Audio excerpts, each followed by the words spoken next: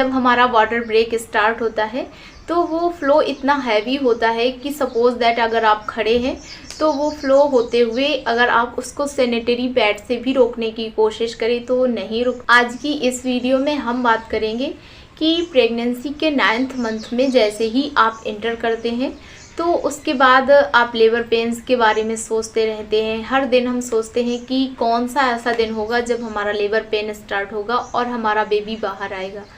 तो labour pains के लिए हमें ये जानना बहुत ज़रूरी होता है कि जो पानी की थैली फूटना जिसको बोलते हैं वो कैसा होता है, क्योंकि ज़्यादातर केसेस में ऐसा होता है जितनी भी डिलीवरीज़ होती हैं उनमें लेबर पेन स्टार्ट होने से पहले या फिर लेबर पेन्स के ही दौरान हमारी जो पानी की झिल्ली जिसको फटना बोलते हैं वो होता है। जो एमनियोटिक फ्लूइड होता है जिसमें कि बेबी 9 मंथ तक रहता है, उसका विकास होता है, वो बाहर आ जाता है। तो आज की इस वीडियो में मैं दिव्या आपको कुछ ऐसी ट्रिक्स बताने वाली हूँ जिनसे कि आप जान सकते हैं कि आपका वाटर ब्रेक हो गया है। जो एमनियोटिक फ्लूइड है जिसमें कि बेबी 9 मंथ तक रहता है वो बाहर आ गया है और अब आपको तुरंत अपने गायनिक से मिलना है, आपको तुरंत हॉस्पिटल जाना है। जो डिलीवरी का प्रोसेस है वो तुरंत से आपको स्टार्ट करवाना है, क्योंकि एक बार जैसे ही आपका वाटर ब्रेक हो जाए, एमनियोटिक फ्लूइड बाहर आ जाए, तो उसके बाद जो हमारा बेबी होता है उसके इन्फेक्शंस के चांसेस बढ़ जाते हैं। कई प्रकार के ऐसे इन्फेक्शंस होते हैं क्योंकि जो एमनियोटिक फ्लूइड है वो बाहर आ गया है और बाहर के ज़रिए यानी कि महिला की जो वेजाइना है उसके ज़रिए उसमें बहुत सारे बैक्टीरियाज के जाने के चांसेस रहते हैं। और कई बार ऐसा भी होता है कि जो एमनियोटिक फ्लूइड है वो पूरी मात्रा में बाहर आ जाए तो हमारे बेबी के गर्भ में सूखने के भी चांसेस होते हैं। कई बार आपने सुना होगा डॉक्टर्स बताते हैं जो बेबी है उसका सारा एमनियोटिक फ्लूइड बाहर जा चुका है, बेबी यूट्रस में ही सूख चुका है। तो ऐसे में कई बार सिजेरियन हमारी सक्सेसफुल हो जाती है, हमारा बेबी इजीली बाहर आ जाता है और कई बार ऐसा नहीं भी संभव हो पाता है। तो आपको एमनियोटिक फ्लूइड जैसे ही आपका बाहर आता है आपको तुरंत हॉस्पिटल जाना है, आपको तुरंत डिलीवरी अपनी शुरू करवानी है। तो आइए जानते हैं कि आपको कैसे पहचानना है।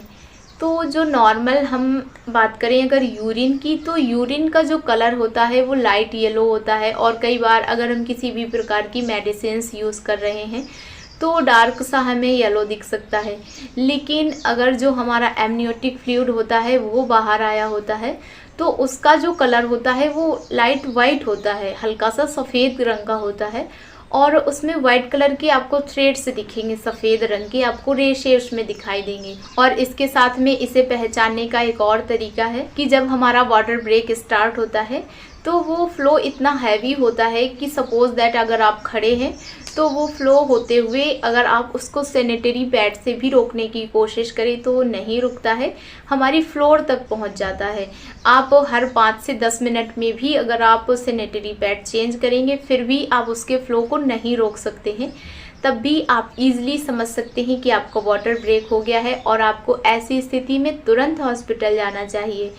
तो आई होप कि आप समझ पाए होंगे, आई होप कि हम आपको समझा पाए होंगे कि जो एमनियोटिक फ्लूइड बाहर आना किसको कहते हैं, जो वाटर ब्रेक होता है उसको आप कैसे पहचानेंगे, कैसे जानेंगे कि अब आपको तुरंत से हॉस्पिटल जाना है। और इसके साथ में आइए एक विषय पर और चर्चा करते हैं कि 9th मंथ में हमारे बेबी की मूवमेंट्स ऐसी होनी चाहिए। तो आपको 12 आवर में 10+ बेबी मूवमेंट्स फील ही होनी चाहिए। ऐसा अगर नहीं हो रहा है, आपको 12 आवर में 5 से 6 मूवमेंट्स ही फील हो रही हैं, तब भी आपको तुरंत हॉस्पिटल जाना है, अपने गायनिक से तुरंत मिलना है। आई होप कि ये जानकारी पसंद आई होगी, आई होप कि ये वीडियो आपके लिए थोड़ा सा हेल्पफुल रहा होगा। मिलते हैं ऐसे ही किसी नए विषय के साथ। और इसके साथ में अगर 9 मंथ से रिलेटेड आपके मन में कोई भी इशू है, आपको किसी भी प्रकार का डाउट है, तो आप हमें कमेंट सेक्शन में ज़रूर से कमेंट करें। हमें आपके सवालों और सुझावों का पूरा इंतज़ार रहेगा। वीडियो के अंत तक बने रहने के लिए आपका बहुत बहुत धन्यवाद।